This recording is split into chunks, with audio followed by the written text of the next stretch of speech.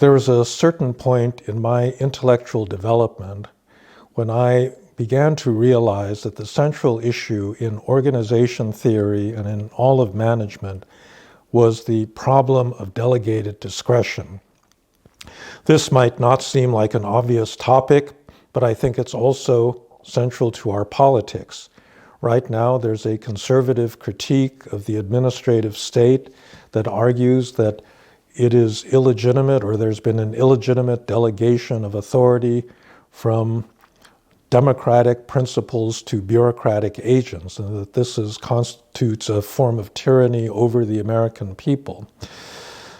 My thinking about the issue of delegation really started in the late 1990s. At that time, I was doing what would be the last study I ever did for the RAND Corporation, along with Abram Shulsky, that led to a report entitled The Virtual Corporation and Army Organization.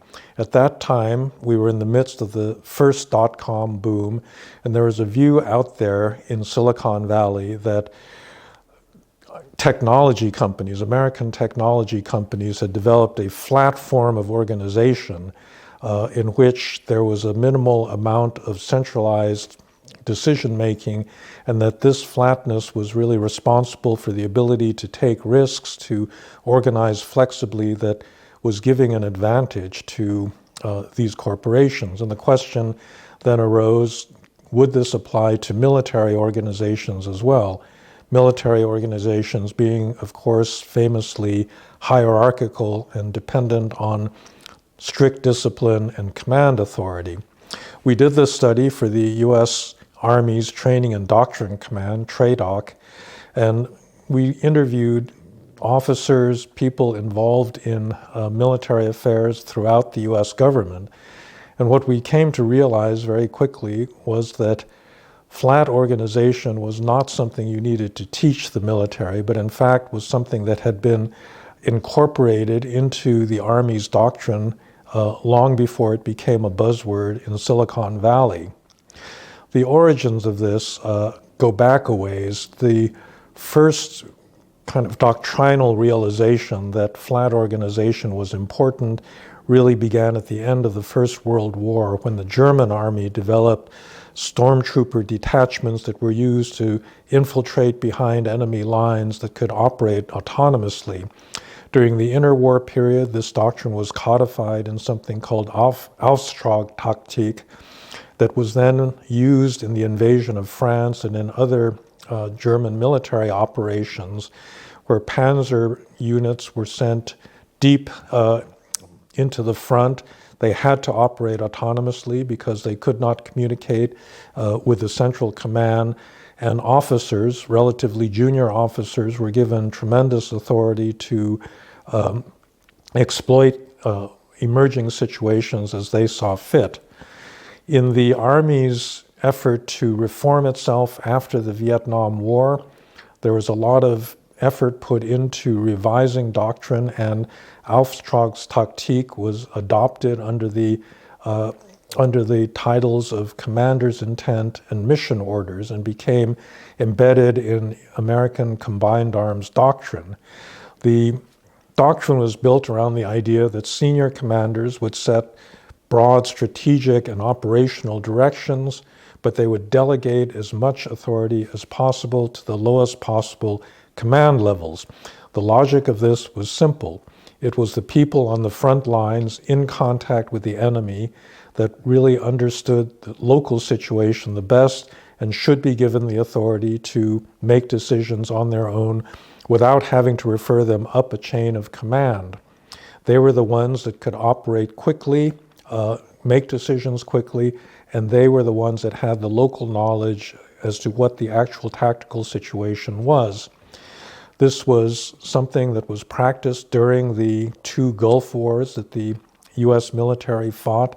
An example of local initiative was the so-called Thunder Run during the 2003 invasion of Iraq, where the 3rd Infantry Division managed to get to Baghdad very quickly.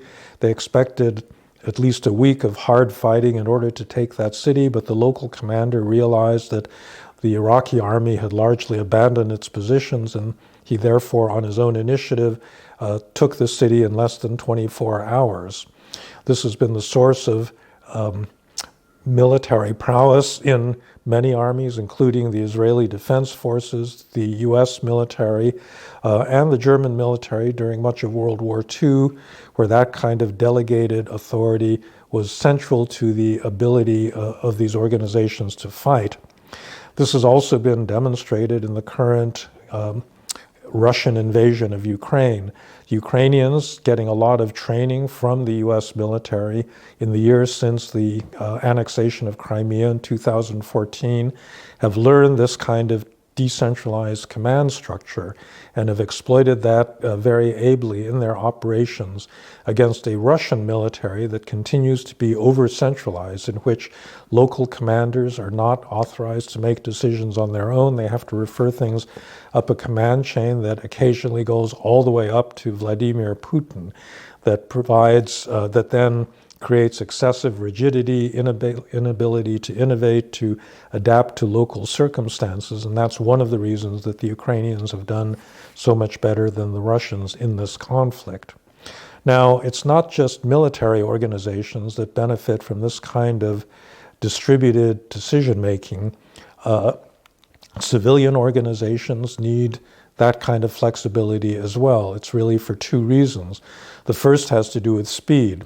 Obviously, if you have to transmit a decision up a command structure, the information gets distorted on its way up and it gets distorted on its way down, and that process takes time. If you want to react quickly, you should authorize people on the front lines to be able to make their own decisions. The second reason really has to do with local knowledge. People on the front lines at lower levels of command are going to understand what the current situation is and then use that information to react quickly. There was a famous debate between Friedrich Hayek and Joseph Schumpeter, two great economists, back in the 1940s as to whether a centralized command economy like that of the former Soviet Union would in the end be more efficient than a distributed market system. At that point, the capitalist world had gone through the Great Depression. It was not looking very good. The Soviet Union, in the meantime, had been the fastest growing economy in the world in the 1930s, had just defeated Germany in the Second World War. And, this debate was really over which was a more efficient economic system. Friedrich Hayek wrote an article in the mid-1940s about the uses of information in an economy. And he said that in any economy, and especially in more modern ones, the vast bulk of information that was useful to economic producers and consumers was local in nature, about relative supply and availability and demand. And that constituted the price system that was not set by a central government agency as it was in a command economy, but rather by a distributed intelligence that spread out across thousands, if not millions, of individuals interacting. And that's why he argued a market economy would always be more efficient, because it could make use of local information. I think that he was obviously proven right in the long run in terms of the relative efficiency of the economic systems, but I think it's an important insight that applies to all forms of organization. It is absolutely necessary to decentralize and delegate decision-making authority, discretionary authority, to lower levels of the organization. But the moment that an organization makes that delegation, it begins to lose control. And if the lower level agents are corrupt, incompetent, self-interested, then you're going to run into a different sort of problem of organizational dysfunction. And so any hierarchical system needs to balance the need for overall control by the principal against the superior knowledge and speed and decision-making capacity of the lower level agents. That's not a problem that has a single solution. It depends on the nature of the principles and it depends on the nature of the agents.